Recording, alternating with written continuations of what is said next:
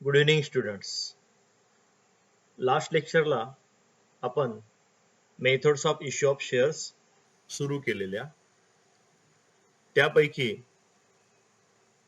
ए, बी, C आणि D तुम्ही समोर जो चार्ट पाहत आहे त्या चार्ट मधलं ए बी आपण कंप्लीट केलेलं.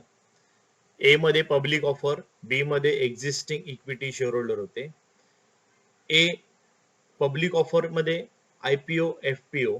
आयपीओ मीन्स काय की कंपनी ज्या वेळेला प्रथमच पब्लिकला आपले शेअर विकते तो असतो तिचा आयपीओ, इनिशियल पब्लिक ऑफर. त्याच्यानंतर सेकंड होतं फर्दर पब्लिक ऑफर, म्हणजे काय FPO.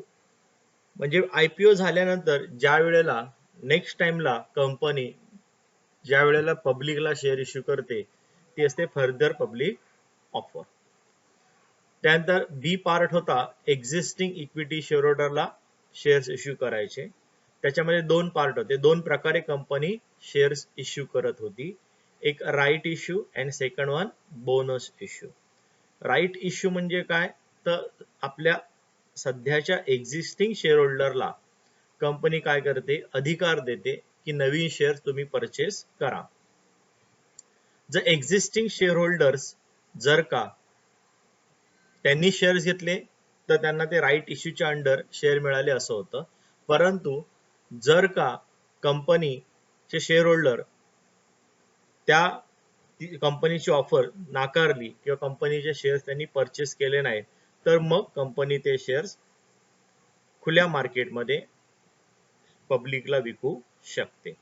That is a right issue. म्हणजे या ठिकाणी प्रथम प्राधान्य एक्झिस्टिंग शेअर होल्डरला दिलं जातं. एक्झिस्टिंग म्हणजे सध्या अस्तित्वात असलेले कंपनीचे शेअर होल्डर्स. त्याच्यानंतर नेक्स्ट होतं बोनस इश्यू. बोनस इश्यू म्हणजे काय तर बोनस इश्यू मीन्स कंपनीचे जे प्रॉफिट होतं वर्षानुवर्षे, ते वर्षानुवर्ष झालेलं प्रॉफिट कंपनी प्रत्येक वर्षी थोडासा पार्ट त्या प्रॉफिट मधला बाजूला काढून ठेवते रिझर्व मधून, आणि मग तो अक्युम्युलेटेड म्हणजे एकत्रित झालेला जो वर्षानुवर्षाचा जो रिझर्व असतो त्या पैशाचेच रूपांतर शेअर्स मध्ये करते आणि तेवढ्या पैशाचे त्या रिझर्व मधूनच बोनस शेअर दिले जातात. जसं प्रपोर्शन असेल त्या पद्धतीने मग ते डायरेक्टर्स ठरवतात. आयदर 3:1 म्हणजे 3 इक्विटी शेअर असलेल्यांना एक द्यायचा, 2:1 म्हणजे ज्यांच्याकडे दोन इक्विटी शेअर्स आहेत त्यांना एक बोनस शेअर द्यायचा. म्हणजे ते शेअर्स अशा पद्धतीने दिले जातात. That is bonus issue. Bonus issue साठी पैसे घेतले जात नाहीत, ते फ्री गिफ्ट असतं. कोणाकडून? कंपनीकडून आपल्या शेअर होल्डरला. हे पार्ट आपण लास्ट लेक्चरला कंप्लीट केलेलं. आता नेक्स्ट पार्ट आहे एक्झिस्टिंग एम्प्लॉईला, म्हणजे आता सध्या कंपनीमध्ये ते एम्प्लॉई आहेत त्या एम्प्लॉईजला काय करते कंपनी, ह्या चार मेथडने शेअर्स इश्यू करते. ESOS, ESPS, SARS, straight equity. आपण हे पुढे जाऊन डीपली आता बघणारच आहोत. त्यानंतर private placement, right issue and preferential allotment. म्हणजे ह्या पद्धतीने आता आपण हा चार्ट कंप्लीट करणार आहोत. आजच्या लेक्चरला आपण हे कंप्लीट करणार आहोत. नेक्स्ट पार्ट आपण सुरुवात करूया आता एक्झिस्टिंग एम्प्लॉईला. जे कंपनी शेअर्स इश्यू करते ती मेथड आपण सुरुवात करूया. तिसरी method offering shares to existing employee.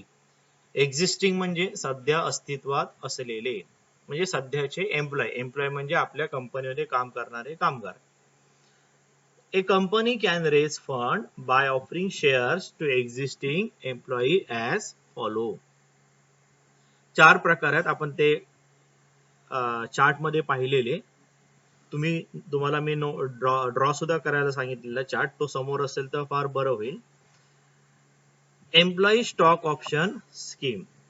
Under this scheme permanent employees, permanent म्हणजे कायमस्वरूपी जे कामगार आहेत तेच, टेम्पररी वगैरे असतात त्यांना नाही.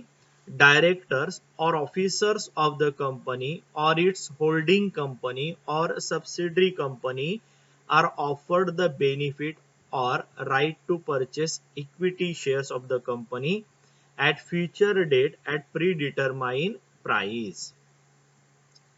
काय ही स्कीम एक्झॅक्टली तर बघा, under this scheme permanent employ म्हणजे जे कायमस्वरूपी कामगार आहेत ते, डायरेक्टर्स आहेत ते त्यांना, आणि ऑफिसर्स ऑफ द कंपनी यांना हे शेअर्स, ही स्कीम ऑफर केली जाते. या स्कीमच्या अंडर शेअर्स ऑफर केले जातात. आता राहिलं काय, इट्स होल्डिंग कंपनी और सबसिडरी कंपनी यांना सुद्धा ऑफर केली जाते. आता होल्डिंग कंपनी म्हणजे काय, तर जेव्हा एखादी कंपनी दुसऱ्या कंपनीचे मिनिमम कमीत कमी 51% शेअर्स परचेस करते, तेव्हा ती त्या कंपनीची होल्डिंग कंपनी बनते. म्हणजे त्या कंपनीचा होल्ड दुसऱ्या कंपनीवर बनतो. जास्त मालकी हक्क कोणाचा होतो, होल्डिंग कंपनीचा, कारण त्या कंपनीने 51% शेअर्स दुसऱ्या कंपनीचे घेतलेले आहेत.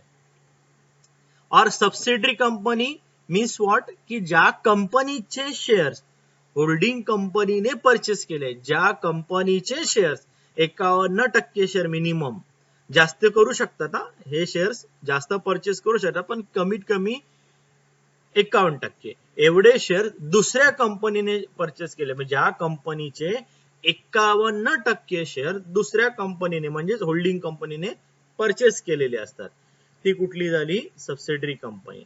होल्डिंग कंपनी म्हणजे जी कंपनी 51% शेअर्स दुसऱ्या कंपनीचे परचेस करते ती, आणि ज्या कंपनीचे शेअर्स परचेस केले जातात ती subsidiary company.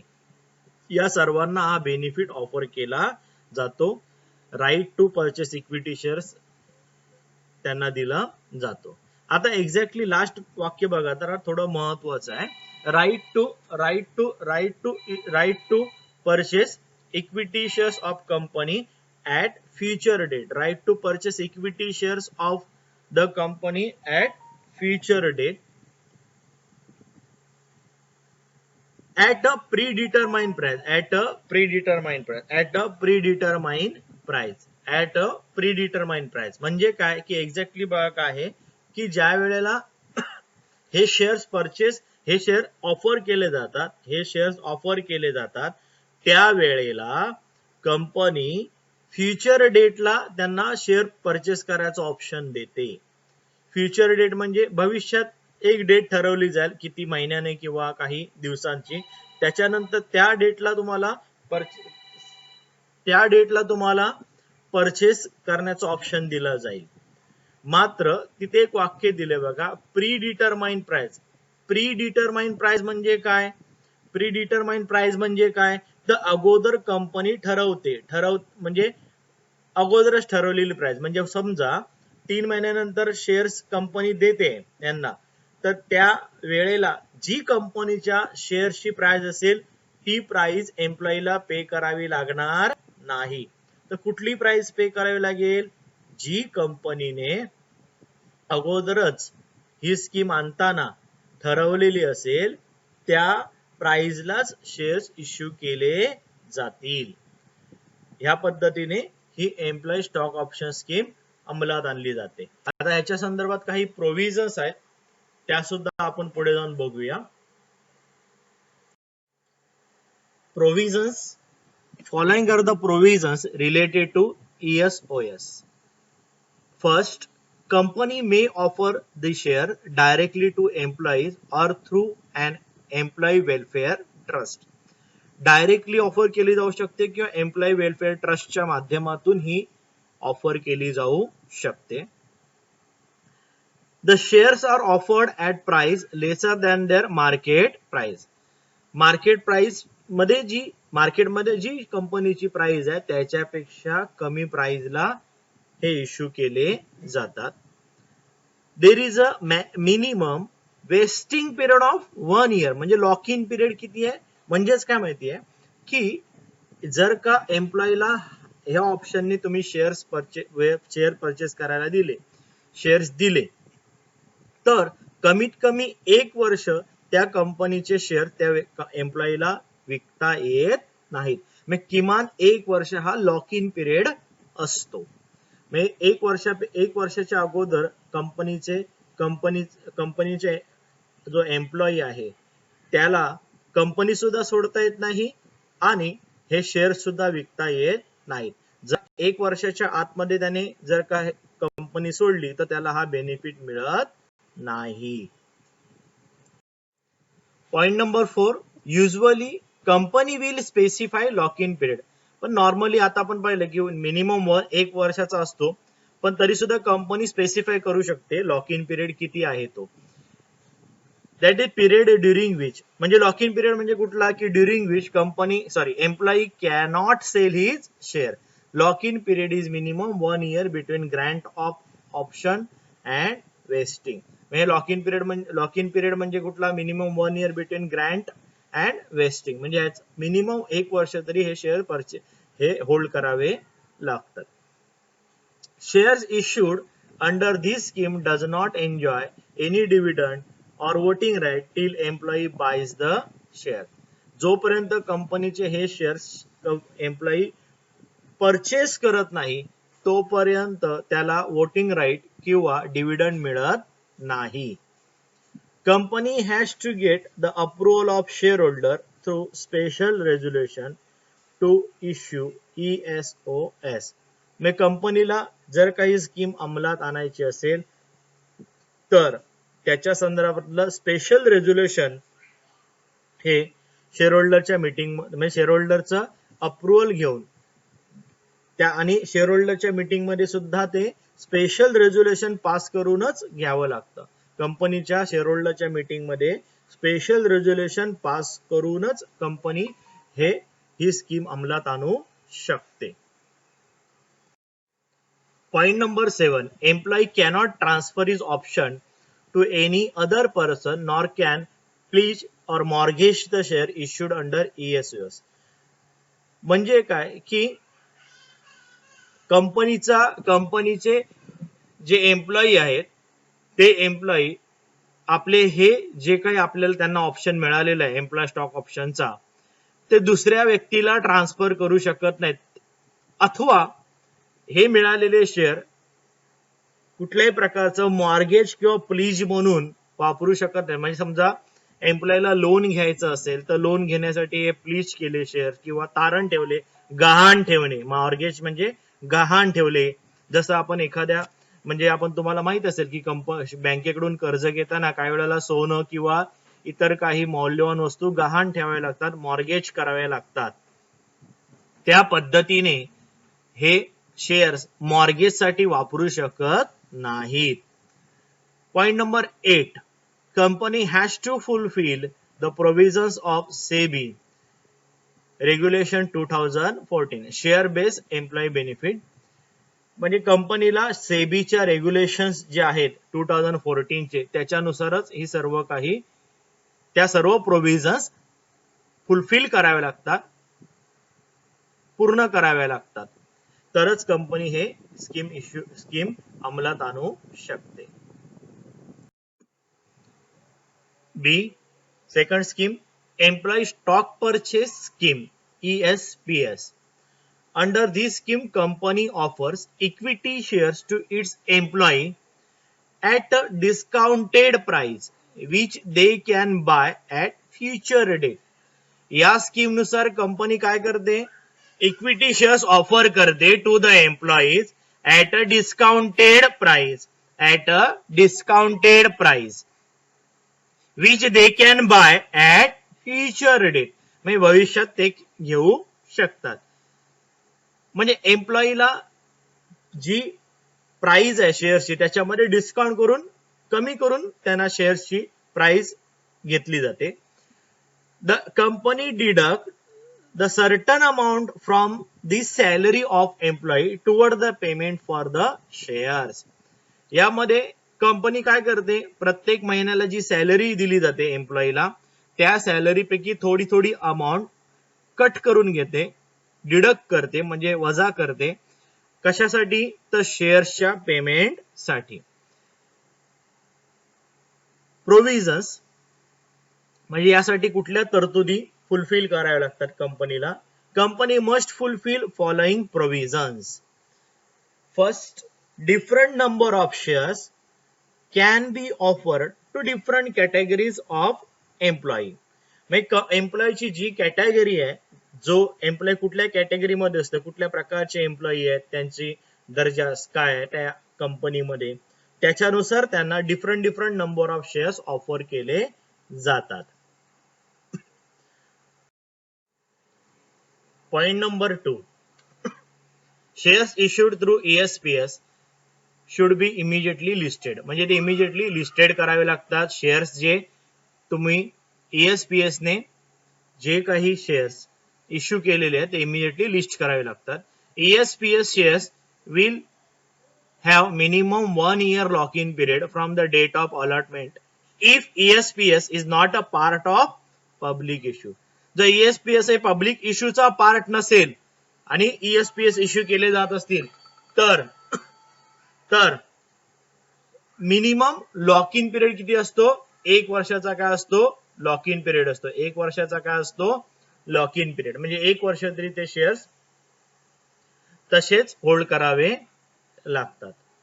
Company has to fulfil the provisions of SEBI regulation 2014.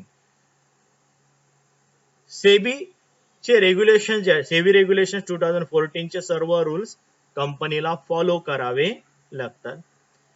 Company has to get approval of share holder through a special resolution to offer ESPS. कंपनीला शेअर होल्डरचं अप्रुव्हल घ्यावं लागतं. शेअर होल्डरच्या मीटिंग मध्ये स्पेशल रेझोल्युशन पास केल्यानंतरच ESPS ची स्कीम लागू करू शकते. Next method, stock appreciation right scheme. Under this scheme, employees are given a right to receive appreciation in the value of specified number of shares of the company at future date. या scheme मध्ये एम्प्लॉईला कुठला अधिकार दिला जातो? To receive appreciation. Appreciation म्हणजे वाढ. जसं आपण डिप्रिसिएशन म्हणजे काय, घट, घसारा असं मानतो. अकाउंट मध्ये तुम्ही शिकला असाल. डिप्रिशिएशन म्हणजे काय की एखाद्या असेटची व्हॅल्यू काय होते? कमी होते दरवर्षी, त्याला डिप्रिशिएशन म्हणतात. ऍप्रिसिएशन म्हणजे काय? त्याच्या उलट वाढ. म्हणजे appreciation in the value of specified number of shares of the company at future date. म्हणजे एम्प्लॉईला अधिकार बहाल केला जातो. एम्प्लॉईला ही एक स्कीम दिली जाते की ज्याच्यामधून कंपनीचे जे शेअर्स आहेत त्या शेअरच्या व्हॅल्यूचं ऍप्रिसिएशन हे त्यांना गिफ्ट म्हणून मिळतं. आता बघा काय नक्की आहे. The company allot specified number of stock appreciation rights. Company specified number of stock appreciation right unit that are, आणि त्याची लिंक म्हणजे असे युनिट इश्यू करते. Stock appreciation right units issue केले जातात कंपनीकडून, अलॉट केले जातात. That are link to the, ज्याची लिंक कोणाशी असते? Value of company's share on the date of allotment. जे कोणाशी लिंक असतात? व्हॅल्यू, त्यांची व्हॅल्यू कोणाशी लिंक असते? कंपनीचे शेअर्स जे आहेत as on date of allotment. अलॉटमेंटच्या डेटला जी कंपनीच्या शेअरची व्हॅल्यू आहे त्याच्याशी लिंक असतात. ऑन द रिलेव्हंट डेट म्हणजे जी फ्युचर डेट स्पेसिफाय केलेली असते त्या डेटला, depending upon the appreciation of the value of shares which are link to SAR unit. म्हणजे जे लिंक केलेले युनिट्स आहेत त्याच्या आधारे त्याच्या रेफरन्सने काय केलं जातं की the employees paid appreciation value in cash or through equity shares on the relevant date, future डेटला, depending upon the appreciation value of share which are link to the SAR unit. म्हणजे एम्प्लॉईला जे शेअर्स दिलेले असतात, मी मगाशी last आपल्या paragraph मध्ये बोललो की एम्प्लॉईला जे युनिट्स दिलेले आहेत शेअर्सचे ते ज्याच्याशी लिंक केलेले आहेत त्या लिंक असलेल्या युनिट्सची व्हॅल्यू किती अप्रिशिएट आहे झालेली त्याच्यावर डिपेंड आहे की किती अप्रिसिएशन झालेलं आहे. आणि जे अप्रिसिएशन झालेलं आहे ते अप्रिसिएशन एम्प्लॉईला कुठल्या स्वरूपात पे केलं जातं? Value in cash or through equity shares, either cash or equity शेअरच्या माध्यमातून पे केलं जातं. हे झालं stock appreciation right scheme. Sorry, थोडं आणखीन आपलं एक्सप्लेनेशन बाकी आहे.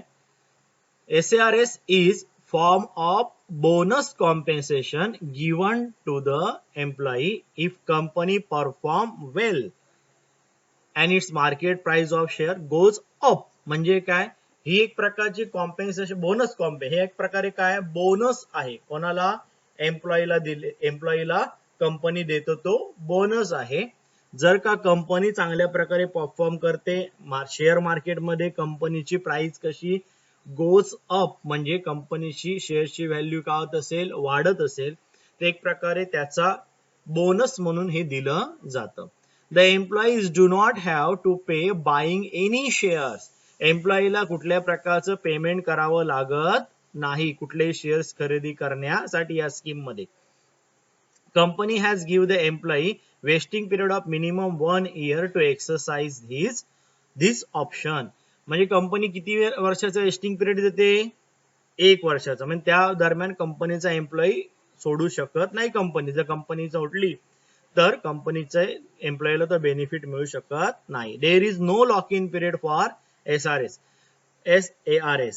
लॉक इन पिरियड नाही, याला कुठल्याही प्रकारच्या लॉक इन पिरियड नसतो.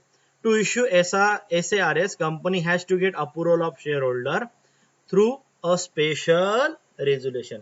इथे सुद्धा या स्कीमला अप्रूव्ह करण्यासाठी शेअर होल्डरची परवानगी हवी असते आणि शेअर होल्डरला सुद्धा ती परवानगी स्पेशल रेझोल्युशनने पास करून द्यावी लागते. स्पेशल रेझोल्युशन याच्यासाठी पास करावं लागतं. D, sweat equity shares. पण त्या अगोदर मी तुम्हाला एक कन्सेप्ट राहिली पुरी एक्सप्लेन करायची शिकवता वेस्टिंग पिरियड आणि lock in period. Wasting period म्हणजे काय?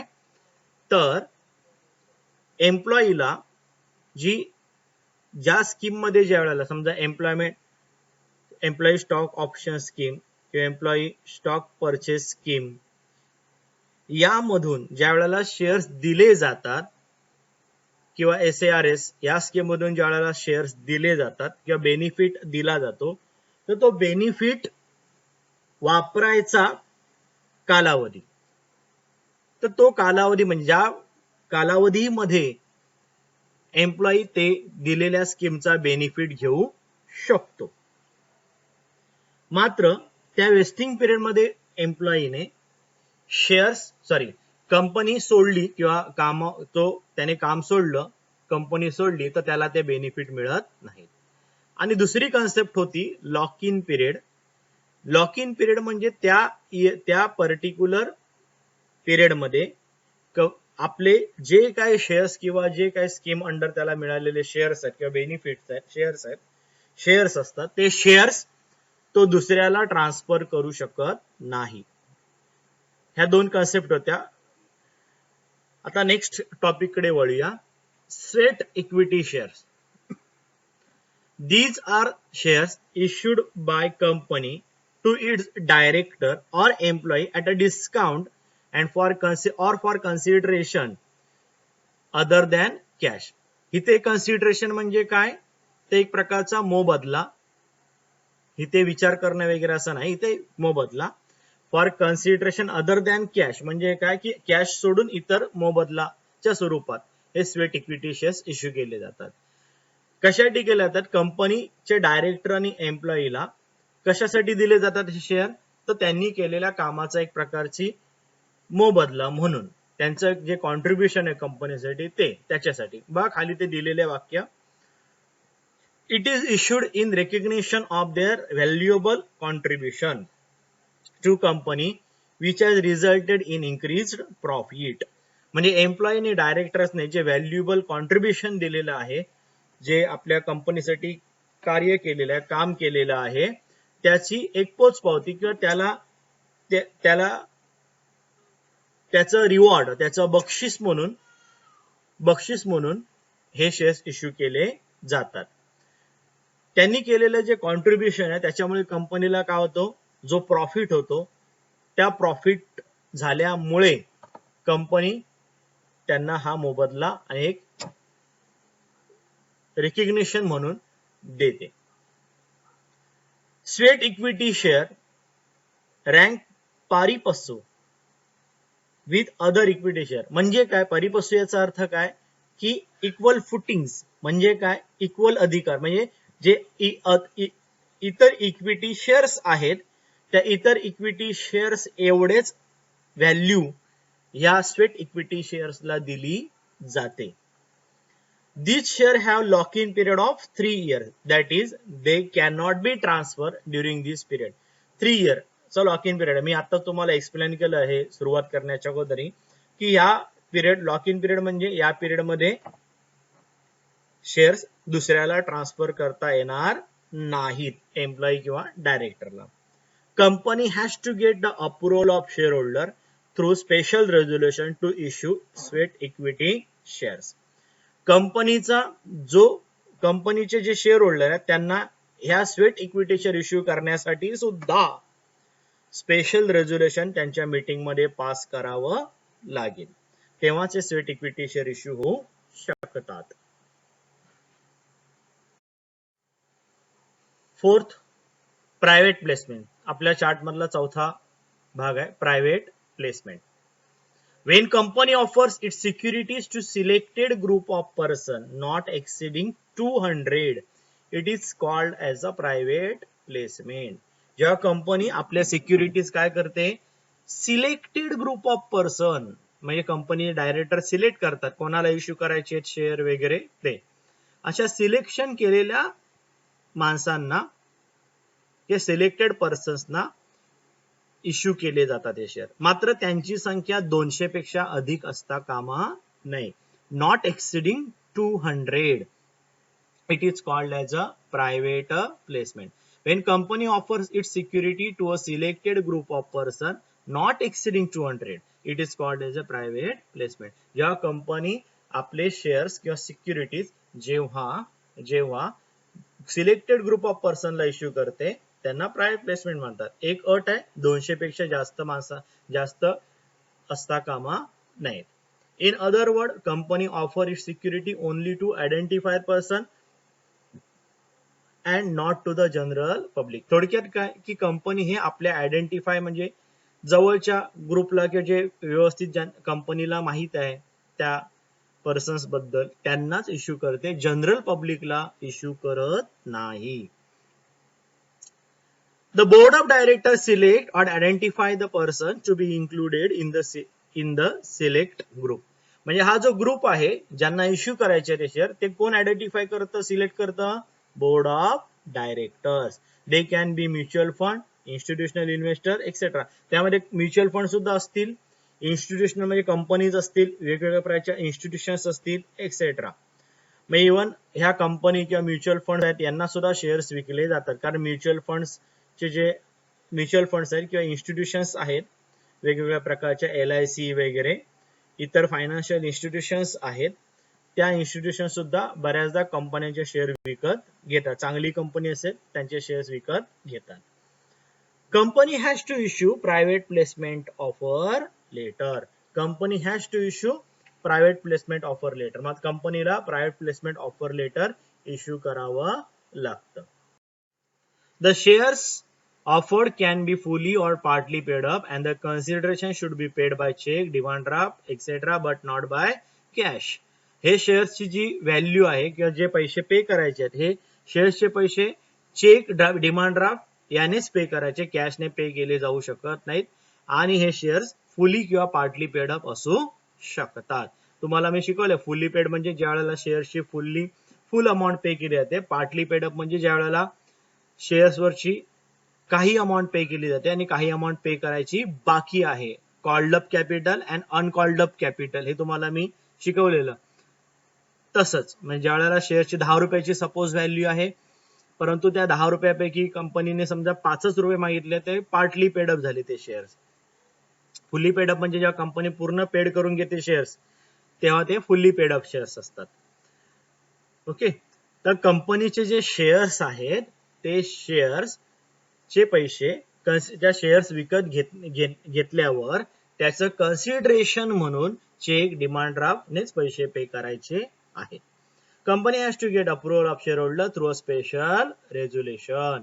कंपनीला यासाठी जे प्रायव्हेट प्लेसमेंट करायची आहे त्याच्यासाठी सुद्धा शेअर होल्डरची परवानगी घ्यावी लागते आणि शेअर होल्डरला सुद्धा स्पेशल रेझोल्युशन पास करून ती परवानगी देता येते. A company can make private placement in two ways. First, right issue. Second, preferential allotment. Right issue आपण डिस्कस केले, ते लिहिलेलं आहे मी बघा. You discuss the same under heading of offering share to existing equity shareholder. Equity share होल्डरला ज्या वेळेला share issue करण्याची जी मेथड होती, एक्झिस्टिंग इक्विटी शेअर, त्यामध्ये तुम्हाला होतं की बोनस इश्यू आणि राईट इश्यू. त्या राईट इश्यू जी आपण पाहिली शॉर्ट नोट तीच इथे लिहायचे. मात्र परीक्षेत हे असं लिहू नका प्लीज. परीक्षेमध्ये तुम्हाला राईट इश्यू ची पूर्ण माहिती तिथे द्यावी लागेल. जो इथे आपण ब्रॅकेटमध्ये तुम्हाला लिहिलेलं आहे वी डिस्कस द, तसं लिहिता कामा नाही, ते तुम्हाला पूर्ण लिहावं लागेल राईट इश्यू बद्दलची माहिती. Next, preferential allotment. When a company issues specified securities, that is equity shares or securities that can be converted into equity share in future. When company issues specified security, that is equity share or security that can be converted into equity shares in futures to selected group of person on preferential basis, it is called as a preferential allotment. म्हणजे company ज्या काही security किंवा equity share issue करते, जे securities issue करते, equity share और securities ज्या कशामध्ये कन्वर्ट होऊ शकतात, इक्विटी शेअर मध्ये. इक्विटी शेअर असेल तर नो इश्यू, परंतु इतर काही सिक्युरिटीज असतील तर त्या कशामध्ये कन्वर्ट केलेल्या करू शकत असतो आपण, इक्विटी शेअर मध्ये. अशा इन फ्युचर अशा प्रकारचे जे काही स्पेसिफाईड सिक्युरिटीज कोणाला इश्यू केल्या जातात, selected group of person on preferential basis, त्यांना प्राधान्य देऊन असं अलॉटमेंट केली जाते, त्याला प्रेफरन्शियल अलॉटमेंट असं म्हणतात. थोडक्यात ही प्रायव्हेट प्लेसमेंट ही काय आहे, तर बोर्ड ऑफ डायरेक्टर आपल्या जवळची, ओळखीची किंवा जे चांगल्या प्रकारची जी फायनान्शियली स्ट्रॉंग म्हणा किंवा जे प्रॉपर शेअर्स परचेस करू शकतील आणि चांगल्या प्रकारच्या इन्स्टिट्यूशन्स, अशांना हे प्रायव्हेट प्लेसमेंटची ऑफर दिली जाते. ह्या प्रायव्हेट प्लेसमेंट म्हणून कंपनी काय करते की आपल्याच रिलेटेड ज्या काय पार्टीज आहेत त्यांच्याद्वारा फायनान्स उभा करते शेअर्स इश्यू करून. तर ह्या आपल्या प्रायव्हेट प्लेसमेंटच्या मेथड, या चारही मेथड आपण इथे कंप्लीट केलेल्या आहेत. आता मग याच्याशी संबंधित डिस्टिंग्विश आहेत ते पाहूया. Initial public offer, that is IPO, and further public offer, FPO. Meaning IPO refers to offer of securities by an unlisted public company to the public for the first time. एखादी public company जी share मार्केटमध्ये listed नाहीये, ती company जेव्हा पहिल्यांदा सर्व public साठी shares issue करते तेव्हा त्याला IPO असं म्हणतात. IPO नंतर ती कंपनी लिस्टेड बनते. Further public offer, FPO means an offer of securities by listed company to public to raise subsequent capital. IPO नंतर जेव्हा केव्हा कंपनी, लिस्टेड पब्लिक कंपनी आपले सिक्युरिटीज इश्यू करते मार्केटमध्ये पब्लिक साठी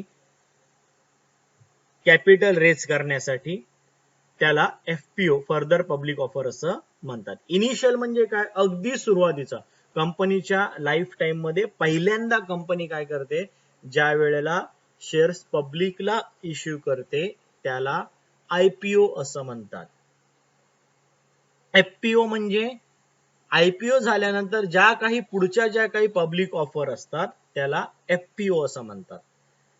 type of issuer company, it is issued by unlisted company.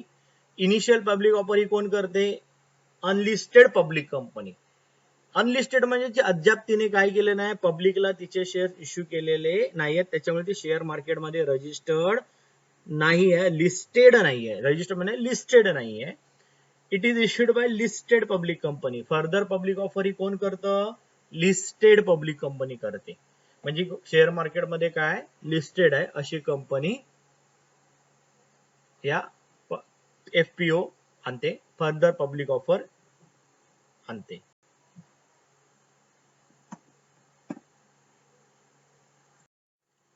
When issued, it is usually issued by existing company which want to raise capital from the public for the first time. जेव्हा public company एखादी जी unlisted आहे, जिला पहिल्यांदा खुलेआम public मधून capital raise करायचं असतं, तेव्हा आयपीओ आणला जातो, तेव्हा इश्यू केला जातो. It is usually issued by listed public company when it want raise further capital from the public. म्हणजे आयपीओ झाल्यानंतर जेव्हा कंपनीला गरज लागते की आणखीन आपल्याला कॅपिटल उभारायचं आहे मार्केटमधून, तेव्हा ते कॅपिटल उभारण्यासाठी पब्लिक कंपनी काय करते? एफपीओ म्हणजे इट इज युजली इश्यूड, म्हणजे एफपीओच्या अंडर जेव्हा शेअर इश्यू केले जातात तेव्हा फर्दर पब्लिक ऑफर केली जाते. मग कंपनीला जेव्हा भविष्यात जेव्हा जेव्हा शेअर्सच्या माध्यमातून पैसे उभारायचे असतील तेव्हा कंपनी एफपीओ आणते. ऑर्डर ऑफ इश्यू कसं केलं, कसं सिरियल काय असते तर बघा, IPO precedes FPO. IPO is first time sale of share to the public. IPO नंतर एफपीओ आहे. आयपीओ कारण first time sale of share to the public आहे. FPO is always done after IPO. FPO मात्र कधी होतं? IPO नंतर. कारण आयपीओचा मुळात शब्दशः अर्थ तोच आहे, इनिशियल पब्लिक ऑफर. इनिशियल म्हणजे सुरुवातीचा आणि फर्दर म्हणजे पुढचा. Further public offer FPO is second or subsequent sale of share to the company. FPO म्हणजे काय? आयपीओ नंतर असलेला सेकंड टाइम जो इश्यू असतो तो, किंवा सबसिक्वेंट त्या मागोमाग जेवढ्या वेळेला कंपनी शेअर विकेल पब्लिकला मार्केटमध्ये तो एफपीओ असणार आहे. Listing, company has to get itself listed for first time before issuing IPO. कंपनीला लिस्टेड कंपनी म्हणून आपलं नाव समाविष्ट करून घ्यावं लागतं आयपीओ इश्यू करण्याच्या अगोदर. Company making an FPO is already listed company. कारण ह्या कंपनीने आयपीओच्या वेळेलाच लिस्टेड कंपनीमध्ये आपलं नाव समाविष्ट केलेलं असतं. आयपीओ ज्या वेळेला होतं, आयपीओ झाल्यानंतर कंपनी काय बनते? लिस्टेड कंपनी बनते. आयपीओ झाल्यानंतर कंपनी ऑटोमॅटिकली लिस्टेड कंपनी बनते, कारण आयपीओच्या अगोदर ती नॉर्मल पब्लिक कंपनी असते जी लिस्टेड कंपनी मार्केटमध्ये नसते. आयपीओ करण्याच्या वेळेला तिला लिस्टेड कंपनीमध्ये नाव रजिस्टर्ड करावं लागतं, नाव आणावं लागतं, त्याच्यानंतर ते आयपीओ इश्यू होऊ शकतो. आणि एकदा आयपीओ झाल्यानंतर ती कंपनी लिस्टेड कंपनी बनल्यावर कंपनी मग एफपीओ आणू शकते, परंतु त्यावेळेला ती ऑलरेडी लिस्टेड कंपनी असते. थोडक्यात लिस्टिंगच्या बाबतीत म्हटलं तर आयपीओच्या वेळेला कंपनीला आयपीओ आणण्याच्या अगोदर लिस्टेड कंपनी बनावं लागतं. कंपनी एफपीओच्या वेळेला कंपनी ऑलरेडी लिस्टेड कंपनी असते. Risk, it is very risky for investor as he cannot predict company's performance. IPO च्या वेळेला इन्व्हेस्टमेंट करणं हे थोडं रिस्की असतं, कारण इनिशियल पब्लिक ऑफर असतं, प्रथमच पब्लिक मध्ये कंपनी आपले शेअर्स विकत असते, त्यामुळे प्रेडिक्शन म्हणजे अंदाज वर्तन कंपनीच्या परफॉर्मन्स बद्दल खूप थोडं रिस्की असतं, म्हणजे सहजगत्या अंदाज वर्तता येऊ शकत नाही. It is less risky as investor has idea as he has an idea of company's past performance and can judge its future performance. हे लेस रिस्की आहे कारण इन्व्हेस्टरला माहित असतं की कंपनी कशा प्रकारे चालत आहे. कंपनी लिस्टेड कंपनी आहे त्याच्यामुळे कंपनीचा पास्ट परफॉर्मन्स काय आणि त्यामुळे तो एक इन्व्हेस्टर म्हणून तो फ्युचर मध्ये काय घडू शकतो याचा अंदाज थोडा बहुत तरी लावू शकतो. फ्युचर परफॉर्मन्स जज करू शकतो. हा झाला distinguish between IPO and FPO मधलं. Right shares and bonus shares. Meaning, when company want to raise further capital, it can issue shares to its existing equity shareholder in proportion to their existing shareholding. जेव्हा कंपनीला extra कॅपिटलची गरज असते तेव्हा company हे shares equity शेअर्सला विकते. त्याच म्हणजे equity शेअरहोल्डरला offer केली जाते की पब्लिक इश्यूच्या माध्यमातून पैसा कलेक्ट करायचा अगोदर कंपनी आपल्या एक्झिस्टिंग सध्या अस्तित्वात असलेल्या शेअरहोल्डरला ऑप्शन देते की तुम्ही हे शेअर परचेस करा तुमच्याकडे असलेल्या शेअर्सच्या प्रपोर्शनवर. मग ते कसंही प्रपोर्शन कंपनी ठरवेल. समजा ज्याच्याकडे 2 इक्विटी शेअर आहेत तो 1 घेऊ शकतो किंवा 3 इक्विटी शेअर असतील तर 1 घेऊ शकतो किंवा 2 घेऊ शकतो. जे प्रपोर्शन कंपनी ठरवेल त्यानुसार कंपनी शेअर परचेस करायला अप्रोच करते सध्याच्या एक्झिस्टिंग शेअर होल्डरला. Such an issue of share is called as a right issue of share. यालाच काय म्हणतात राईट्स इश्यू ऑफ शेअर. म्हणजे कंपनीच्या एक्झिस्टिंग शेअर होल्डरला हा अप्रोच केलं जातं किंवा त्यांना विचारलं जातं. प्रथम त्यांना प्राधान्य दिलं जातं की त्यांना शेअर्स हवेत का. जर त्यांनी नाही म्हटले तर मग ते शेअर खुलेआम पब्लिक मध्ये विकले जातात. When company want to raise further capital, it can issue shares to its existing equity shareholder in proportion to their existing shareholding. म्हणजे त्यांच्या इक्विटी शेअरहोल्डर कडे जी एक्झिस्टिंग शेअर होल्डिंग आहे त्याच्या प्रपोर्शन मध्ये इक्विटी शेअरहोल्डरला काय केले जातात शेअर्स इश्यू केले जातात. शेअर्स काय केले जातात इश्यू केले जातात. त्याला राईट इश्यू असं म्हणतात. Bonus shares are issued to equity existing equity shareholder free of cost.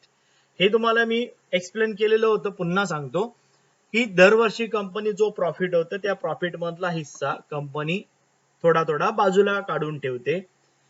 तो हिस्सा एकत्र केल्यानंतर मग कंपनी त्याच्या ते जे रिझर्व्ह फंड मध्ये पैसे जमा करते त्याच रिझर्व्ह फंडला कंपनी शेअर होल्डर खरं म्हणजे ते शेअर होल्डरचेच असतात प्रॉफिट मधला पैसा म्हणजे तर ती त्यांना पैसे देत नाही तर त्याच्या बदल्यामध्ये फ्री ऑफ कॉस्ट मध्ये तेवढ्याच पैशांचे जेवढा ज्या शेअर होल्डरला द्यायचा तेवढ्याच पैशामध्ये काय केला जातो त्यांच्या प्रपोर्शनेट त्यांच्या इक्विटी शेअर होल्डर होल्डिंगच्या प्रपोर्शन मध्ये त्यांना काय केलं जातो shares free of cost as a gift म्हणून दिले जातात.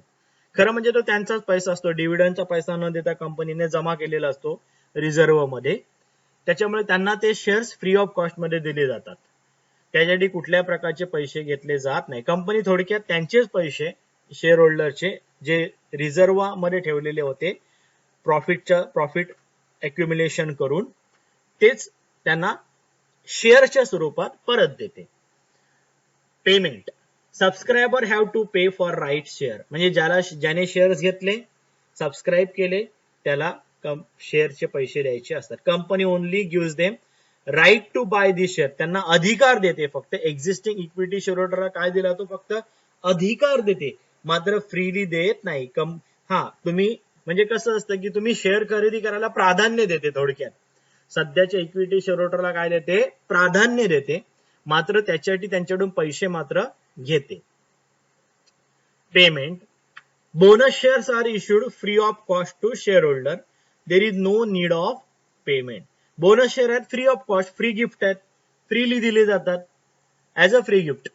देर is no need of payment. Share होल्डरला त्याचे पैसे पे करावे लागत नाही. मी पुन्हा सांगतो बघा राईट शेअर मध्ये सबस्क्रायबर म्हणजे एक्झिस्टिंग इक्विटी शेअर होल्डरला प्राधान्य दिले जात आहे की बाबा तुम्ही अगोदर आमचे शेअर होल्डर आहात, त्यामुळे आता नवीन जर शेअरच्या माध्यमातून पैसा गोळा करायचा आहे, कलेक्ट करायचा तर पहिलं तुम्हाला प्राधान्य देतं, म्हणजे जेणेकरून आपले सध्याचे इक्विटी शेअर होल्डर जे आता सध्या मालक आहेत कंपनीचे तेच शेअर घेतील आणि तेच मालक राहतील याच्या दृष्टीने त्या मालक म्हणून त्यांना थोडासा काय दिला जातो, ओनर म्हणून, कंपनीचे ओनर म्हणून त्यांना थोडं प्राधान्य दिलं जातं. म्हणजे company only gives them right to buy share, म्हणजे अधिकार देते विकत घेण्याचा, शेअर विकत घेण्याचा अधिकार देते, परंतु ते फ्रीली दिले जात नाही. सबस्क्रायबर म्हणजे जे शेअर्स घेतील they have to pay for right share. Right share साठी तुम्हाला त्या शेअर्स घेणाऱ्यांना पेमेंट करावं लागेल.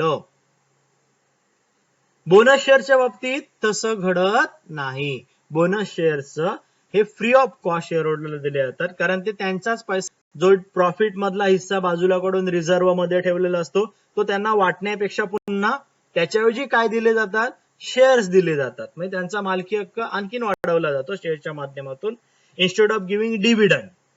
त्यामुळे त्यांना कुठल्या प्रकारची पेमेंट करावी लागत नाही बोनस शेअर्स घेणाऱ्या, बोनस शेअर ज्यांना मिळतात त्यांना. Partly or fully paid up shares. Shareholder have to pay for this share as application money, allotment money, call money, etc. till the full money on shares is paid up. जशी normal procedure असते share capital कलेक्शनची तशीच follow होते. म्हणजे प्रत्येक share holder ज्या वेळेला subscribe केले जातात शेअर, त्यावेळेला शेअर होल्डरला ऍप्लिकेशन मनी पे करावा लागतो, अलॉटमेंट मनी पे करावा लागतो, कॉल मनी पे करावा लागतो, till the shares is fully paid. म्हणजे शेअर्सचे पूर्ण पैसे पेड होईपर्यंत शेअर होल्डरला पैसे पे करावे लागतात. ऍक्च्युली कसं असतं की पैसे ज्या वेळेला कंपनी शेअर्स इश्यू करते त्यावेळेला कंपनी एकाच वेळेला संपूर्ण शेअरवर पैसे घेऊ शकत नाही. सपोज 10 रुपयाचा एक शेअर आहे तर 10 रुपयाचे 10 रुपये कंपनी एकाच वेळेला डिमांड करू शकत नाही. कंपनी 25% पेक्षा जास्त अमाऊंट एका वेळेला भागत नाही. त्याच्यामुळे काय होतं की ऍप्लिकेशन मनीच्या वेळेला थोडे, अलॉटमेंट मनीच्या वेळेला थोडे, कॉल मनीच्या वेळेला थोडे, असे करून कंपनी शेअर्सचे पैसे मागते. आता शेअर्सचे पैसे जे शेअर्स फुल्ली पेड अप करेपर्यंत काय केले जातात, मागितले जातात, म्हणजे कॉल तेवढे असतात. परंतु bonus shares are fully paid up share, so money has to be paid by shareholder to the no money has to be paid to the shareholder to the by the shareholder to the company. No money has to be paid म्हणजे कंपनीच्या शेअरहोल्डरला कुठल्या प्रकारचे पैसे द्यायची गरज नाही, कारण मुळात बोनस शेअर हे फुल्ली पेड अप शेअर म्हणून इश्यू केले जातात. आणि हे शेअर इश्यू केले हे कोणाच्या पैशाचे असतात, तुम्हाला कन्सेप्ट प्रॉपर समजली असेल तर तुम्हाला सहज समजेल. हे मुळात पैसे कोणाचे असतात, बोनस शेअर ज्याच्यामधून दिले जातात ते रिझर्व्ह इक्विटी शेअर होल्डरचेच असतात. त्यांचा प्रॉफिट मधला हिस्सा जमा केलेला असतो थोडा थोडा बाजूला काढून. त्याच्यामुळे त्यांना डिव्हिडंडच्या ऐवजी पैसे न देता ते एक प्रकारे काय करतात, ठराविक वर्षानंतर त्याचे बोनस शेअर दिले जातात. त्यामुळे कुठल्याही प्रकारचे शेअर्सवर पैसा भरायचा नसतो बोनस शेअरच्या बाबतीत. मिनिमम सबस्क्रिप्शन म्हणजे काय, तर कंपनी ज्यावेळेला शेअर इश्यू करते त्यावेळेला रूल प्रमाणे कंपनीला एक ठराविक पर्सेंट अमाऊंट, कॅपिटलच्या ठराविक पर्सेंट अमाऊंट कलेक्ट करावी लागते. ऍप्लिकेशन बरोबर त्याला मिनिमम सबस्क्रिप्शन अमाऊंट म्हणतात. The company has to obtain minimum subscription. If company fails to receive minimum subscription, it has to refund entire application money received. असं का, म्हणजे कंपनीला चांगला प्रतिसाद मिळाला नाही असा त्याचा अर्थ होतो. एक ठरवलेली मिनिमम सबस्क्रिप्शन, कमीत कमी सबस्क्रिप्शन झालं पाहिजे असतं. कमीत कमी तेवढी अमाऊंट कंपनीने जमा केली पाहिजे ऍप्लिकेशन मनी बरोबर. परंतु जर का तेवढी अमाऊंट जमा करू शकली नाही कंपनी, तर कंपनीला ते संपूर्ण ऍप्लिकेशन मनी हा रिफंड द्यावा लागतो. परंतु बोनस शेअरच्या बाबतीत there is no premium, though there is no minimum subscription to be collected as bonus shares are issued free of cost by the company. परंतु या ठिकाणी मिनिमम सबस्क्रिप्शनचा विषयच येत नाही, कारण बोनस शेअर कसे इश्यू केले जातात, free of cost by the company, fully paid up shares असतात. त्यामुळे काय तिथे अलॉटमेंट मनी, ऍप्लिकेशन मनी, कॉल मनी, मिनिमम सबस्क्रिप्शन अमाऊंट हे सगळं काही येत नाही. Straight away company shares issue करून देते, त्यांच्या नावात ते रजिस्टर्ड होतात शेअर होल्डरच्या. त्याच्यामुळे इथे कुठल्या प्रकारचा मिनिमम सबस्क्रिप्शन अमाऊंट वगैरे कलेक्ट करण्याची गरज उरत नाही. Right to रिनाऊन्स. रिनाऊन्स म्हणजे त्याग करण्याचा अधिकार. Share holder can renounce his shares म्हणजे काय, राईट इश्यूच्या बाबतीत शेअर होल्डर सांगू शकतात की नाही आम्हाला अधिकार, आम्ही त्याग करतो म्हणजे आम्हाला शेअर्स नको आहेत, रिनाऊन्स होऊ शकतं. Share holder cannot renounce his bonus share.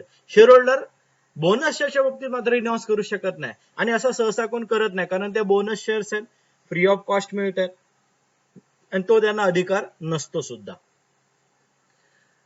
Purpose of issue. A right issue is done by a company when it want to raise fresh fund but want to give a chance to their existing member to increase their shareholding. Right issue हा काय की कंपनीला आपले capital वाढवायचं आहे, कंपनीला fresh fund हवाय, नवीन पैसा हवाय, नवीन फंड हवाय, काही एक्सपान्शन करायचं किंवा एक्सेट्रा. पण कंपनी त्याला काय करते, एक चान्स देते कोणाला, एक्झिस्टिंग मेंबरला, एक्झिस्टिंग शेअर होल्डरला, की त्यांनी त्यांची शेअर होल्डिंग वाढवा त्यांच्याच कंपनीमध्ये. कंपनी ग्रो करते तर तुम्ही आणखीन शेअर विकत घ्या.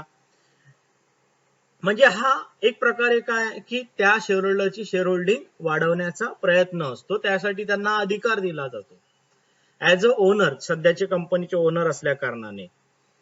आणि बोनस शेअर्सच्या बाबतीत when company has accumulated huge profit or reserve and company want to reward its existing equity shareholder, company issues bonus share. हे काय बोनस शेअर्स म्हणजे काय की कंपनीने बरीच वर्ष कंपनी काय करते, प्रॉफिट अक्युमुलेट करते. अक्युमुलेट म्हणजे जमा करणे, गोळा करणे, और रिझर्व म्हणजे राखीव निधी. And company want to reward its existing equity share. Company काय इच्छिते की त्यांना कंपनीचे सध्याचे जे इक्विटी शेअर होल्डर आहेत त्यांना बक्षीस द्यायचं असतं. त्यांना इच्छा असते की इक्विटी शेअर होल्डरला हे काय मिळावं, बक्षीस मिळावं. कारण हा पैसा मुळात मी म्हणालो की हा पैसा मुळात असतो कोणाचा, तर सध्या जे इक्विटी शेअर होल्डर असतात त्यांना दरवर्षी जो प्रॉफिट असतो त्याचा डिव्हिडंड मिळाला पाहिजे. परंतु कंपनी काय करते, संपूर्ण झालेला प्रॉफिट हा डिव्हिडंड म्हणून देत नाही, तर त्याच्यातला काही हिस्सा बाजूला काढून ठेवते रिझर्व मध्ये आणि उरलेला पैसा डिव्हिडंड म्हणून दरवर्षी वाटते. परंतु असा जमा करून जो बाजूला काढलेला पैसा आहे हा शेवटी कोणाचा असतो, शेअर होल्डरचाच असतो. तर त्यांना ते दरवर्षी कंपनी चांगल्या प्रकारे प्रॉफिट कमवते, प्रॉफिट भरपूर आहे, रिझर्व भरपूर आहे. मग कंपनी काय करते, ऍज अ रिवॉर्ड, बक्षीस म्हणून इक्विटी शेअर होल्डरला ते पैसे कॅश मध्ये किंवा इतर मार्गाने न देता शेअरच्या स्वरूपात देते. आणि कंपनी काय करते, कंपनी इश्यू बोनस शेअर, आणि कंपनी त्यांना काय करते, बोनस शेअर्स इश्यू करते. आता याच्यामध्ये बोनस शेअर मध्ये इश्यू करताना कंपनी त्यांना त्यांच्या हे इक्विटी शेअर असो किंवा राईट इश्यू हे दोन्ही कशामध्ये केले जातात, प्रपोर्शन मध्येच केले जातात. म्हणजे प्रपोर्शन जे कंपनी मीटिंग मध्ये ठरवलं जातं त्याच प्रपोर्शन मध्ये दिले जातात. हा झाला distinguish between right issue and right shares and bonus shares.